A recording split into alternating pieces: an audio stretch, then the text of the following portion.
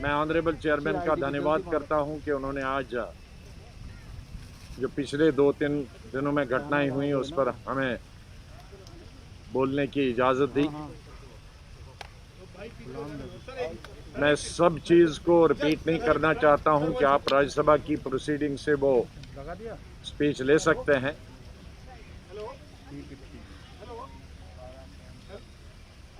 दो चीज़ों पर मैं बल देना चाहूँगा। एक तो जिस चीज़ पर हमने बाइकआउट किया है वो, और दूसरा वो जिसके कारण ये परसों राज्यसभा के अंदर हंगामा हुआ। जहाँ तक राज्यसभा के अंदर हंगामे का प्रश्न पैदा होता, उसके कारण था कि समय बढ़ाने पर जो कंसेंसस था न बढ़ाने का, उसमें 18 पार्टीज एक तरफ से थी और समय बढ़ाने के लिए सिर्फ एक पार्टी थी। तो हमेशा जब कंसेंसस लिया जाता है तो जो मेजॉरिटी पार्टीज है उसका डिसीजन माना जाता है, जो कि नहीं माना गया, और उसके चलते जो बिल है वो शोर शराबे में पास किया गया। राज्यसभा की हमेशा परंपरा रही है कि कोई भी कानून, कोई भी बिल शोर शराबे में पास नहीं किया जाता है, पारित नहीं किया जाता। लेकिन दुर्भाग्य से ये किसानों से संबंधित बिल, जिसमें करोड़ों किसानों के इंटरेस्ट है, वो क्लास बाय क्लास वोटिंग के बगैर पास हुआ। वो किसी अमेंडमेंट पर जो अपोजिशन ने दी थी बिल को सुधार करने के लिए, या किसानों के हित में जो उन्होंने सलाह मशवरे और सजेशंस दिए थे, उन पे वोटिंग नहीं हुई। मैंने कोर्ट मेरे प्रीवियस कोलीग स्वर्गीय अरुण जेटली को किया कि उन्होंने कहा कि अगर डिवीजन के बगैर कोई बिल पास होता है तो वो गैर कानूनी होता है। वो एक अच्छे वकील भी थे, एलओपी भी थे। मैं उनको कोर्ट किया। मैंने गवर्नमेंट ऑफ इंडिया को भी कोर्ट किया कि वो सुप्रीम कोर्ट में गए हैं वहाँ की विधानसभा के खिलाफ उत्तराखंड की, कि जहाँ डिवीजन अलाउ नहीं किया था, तो government of India supreme court.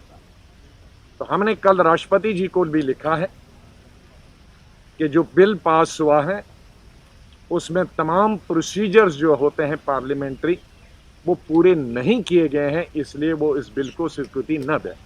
ये हमने लेटर लिखी। तो ये हो गया परसों के हंगामे से संबंध। लेकिन आज जो हमने बाइकआउट किया, हमने इसमें 3 कंडीशन रखी। एक तो एमएसपी सरकार ने कल अनाउंस की। उसका मतलब है कि मंत्री और सरकार के बीच में कोई कोऑर्डिनेशन नहीं। ये जब किसानों का बिल परसों ला रहे थे तो एमएसपी तो उसमें अनाउंस करनी चाहिए थी। अब इतना हंगामा विपक्ष ने किया और उसके 2 दिन के बाद एमएसपी हो गया। चलो, एमएसपी कर दिया, उसका स्वागत है, हम उसके खिलाफ नहीं हैं। लेकिन एमएसपी को लेकर हमने 3 कंडीशन रखी, और जब तक ये 3 कंडीशनें पूरी नहीं होती हैं तब तक हमारा बाइकआउट रहेगा विपक्ष। 3 कंडीशनें हैं। नंबर 1 कि बिल में जो प्रावधान रखा गया है, पहले तो हम चाहते हैं कि माननीय राष्ट्रपति जी उसको स्वीकृति न दें, उसको परमिशन न दें, ताकि उसमें अमेंडमेंट लाई जाए।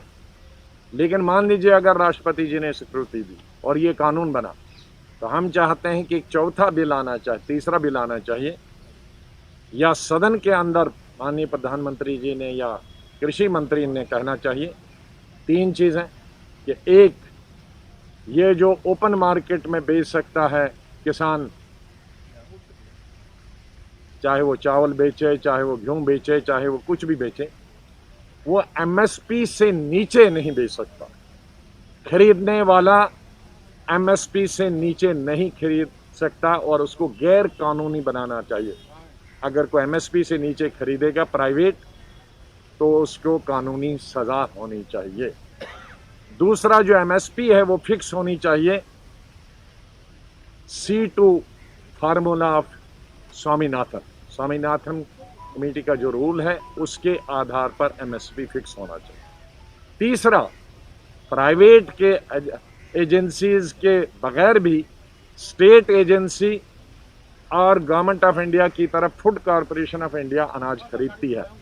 तो चाहे स्टेट एजेंसियां हों जो अनाज खरीदे या एफसीआई अनाज खरीदे, उनके लिए भी अनिवार्य होना चाहिए कि वो एमएसपी से नीचे नहीं खरीद सकते हैं। ये 3 कंडीशनें हमने रखी है कि अगर ये 3 कंडीशनें हमारी नहीं मानी गई तो हम तब तक बाइकआउट रखेंगे। चौथी हमने रिक्वेस्ट की है, वो कंडीशन नहीं है कि ठीक है हम इसके फेवर में नहीं है कि माइक टूटे या टेबल पे कोई चढ़े, उसके बिल्कुल फेवर में नहीं, लेकिन उसके पीछे बहुत से कारण हैं कि क्यों हुए। क्योंकि कई इधर सरकार कोई भी बिल बुलडोज करने की कोशिश करता है, किसी भी सरकार को स्टैंडिंग कमेटी में नहीं भेजता है, किसी बिल को वो सिलेक्ट कमेटी को नहीं भेजता है, टाइम भी बोलने के लिए नहीं होता। ये तमाम चीज़ें कारण बनी थी कि जिसकी वजह से ये परसों हुआ, लेकिन होना नहीं चाहिए था, लेकिन हो गया। अब उनका वो वापस लेना चाहिए सस्पेंशन, लेकिन वो रिक्वेस्ट है वो उस पर हमने बाइकआउट नहीं किया। बाइकआउट सिर्फ किसानों के 3 चीज़ों पर किया।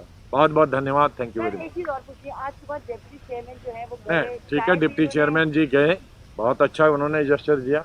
बहुत सारी पार्टीज़ के, हम लोगों की पार्टी के तो जाए, हम तो कल से 2 दफ़ा गए थे, रात को भी आए थे 10 बजे, लेकिन डिप्टी चेयरमैन साहब सुबह चाय लेकर गए, उसके लिए मैं उनकी सराहना कहूँगा कि आखिरकार भी यार एक फैमिली है, चेयर और नीचे एमपीज़ सब एक फैमिली है।